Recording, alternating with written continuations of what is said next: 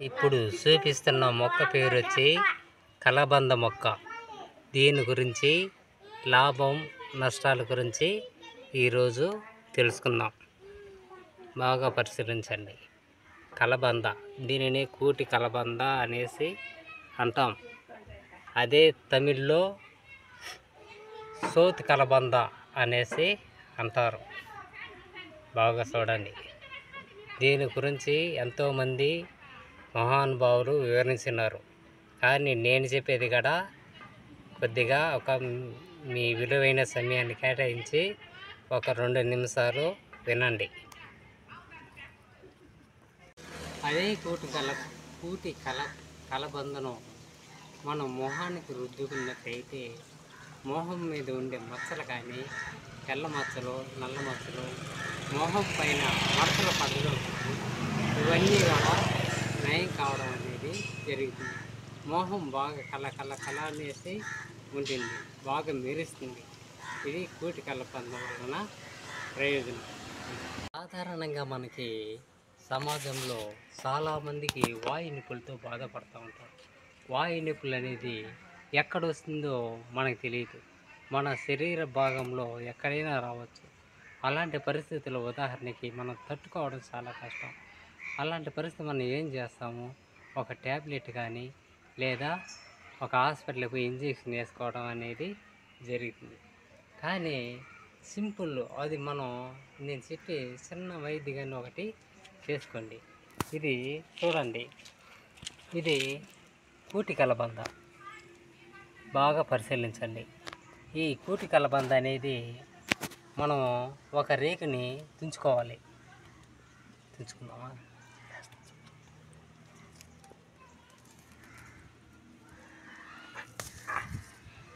ఈ విధంగా తుంచుకొని దీన్ని ఏం చేయాలంటే బాగా అగ్గిశేకలో వేడి చేయాలి.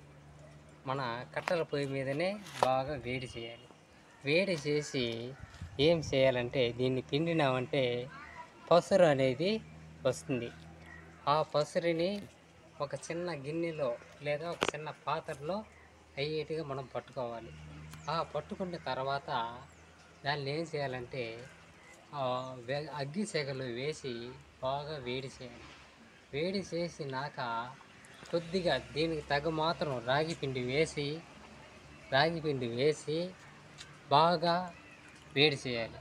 వేడి చేసినామంటే బాగా ఉడుకుతుంది. ఉడికినాక దాన్ని మనం ఏం చేయాలంటే పొయ్యి మీద నుంచి దించుకొని బాగా చల్లారినాక మనకి ఎక్కడైతే నొప్పి ఉంటుందో ఆ ప్రాంతంలో మనము మసాజ్ అనేది చేసుకోవాలి. ఆ విధంగా మసాజ్ అనేది చేసుకుంటే మర్దన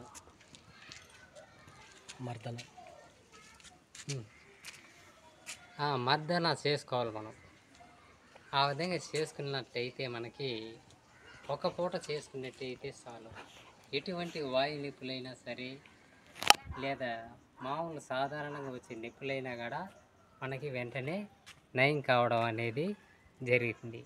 ఇది సాధారణంగా ప్రతి ఒక్కరూ చేసుకోవాల్సిన పని. దీనివల్ల ఎటువంటి సైడ్ ఎఫెక్ట్ అనేది రాదు. సరే, అదేవిధంగా ఇది మరొక వైద్యానికి కూడా ఉపయోగపడుతుంది. ఇప్పుడు మంచి సమ్మర్ సీజన్ అంటే మంచి వేసవి కాలం. ఈ యొక్క వేసవి కాలంలో అమితమైన వేడి సూర్యరశ్మి వల్ల మనం శరీరం అనేది ఈ వేడికి తట్టుకోవడం జరగదు. అలాంటి పరిస్థితుల్లో మనకి వేడి శాతం వలన మోషన్స్ కానీ, కడుపు నొప్పులు కానీ అనేక రోగాలు అనేది వస్తూ ఉంటుంది. అలాంటి పరిస్థితులు మనం ఏం చేయాలంటే ఈ గుజ్జుని ఇక్కడ చూడండి, దీన్ని బాగా తీసుకొని ఈ గుజ్జుని బాగా ఎంత మొత్తంలో బాగా తీసుకొని మనం ఈ విధంగా సేవించాలి. ఈ విధంగా సేవించలేని వాళ్ళు బాగా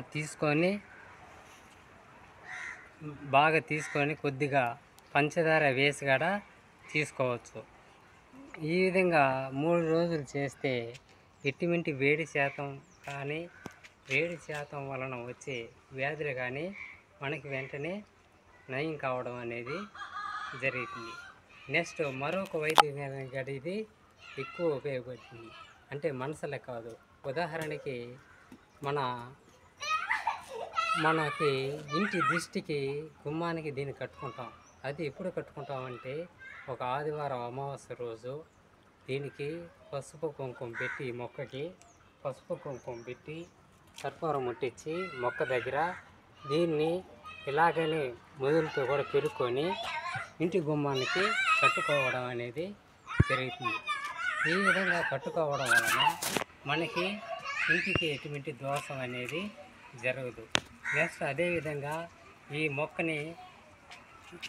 మొక్కని మన ఇంటికి ఈశాన్య దిక్కులో మనం పెట్టుకోవడం వలన మనకి ఇంటికి చాలా మంచి జరుగుతుంది. అంటే మంచి జరుగుతుందంటే ఏదన్నా ఉదాహరణకి మంత్రశాస్త్ర ప్రకారము చాలామంది ఏదో చేతిబొళ్ళు అవి ఇవి చేసి పెట్టుంటారు ఇళ్ళకి.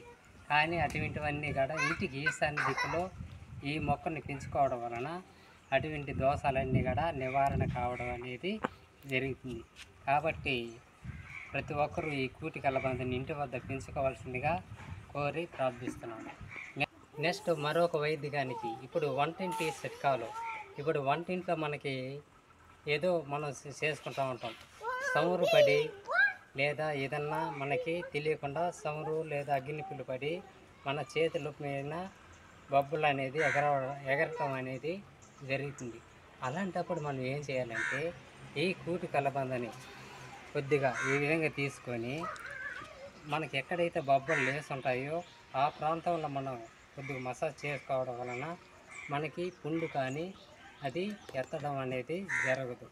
ఇన్ని ఉపయోగాలు ఉన్నాయి. ఇంతే కాకుండా ఈ కూటి కలబంద వలన ఇంకా ఎన్నో ప్రయోజనాలు అనేది మనకు ఉన్నాయి.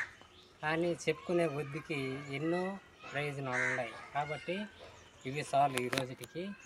మరొక ఎపిసోడ్లో మనం అందరూ కలుసుకుందాం. అదేవిధంగా మన ఛానల్ని ప్రతి ఒక్కరూ చూస్తున్నారు, లైక్ చేయడం లేదు, సబ్స్క్రైబ్ చేయడం లేదు. దయచేసి ప్రతి ఒక్కరూ లైక్ చేయవలసిందిగా, సబ్స్క్రైబ్ చేయవలసిందిగా కోరి మరీ ప్రార్థిస్తున్నాను.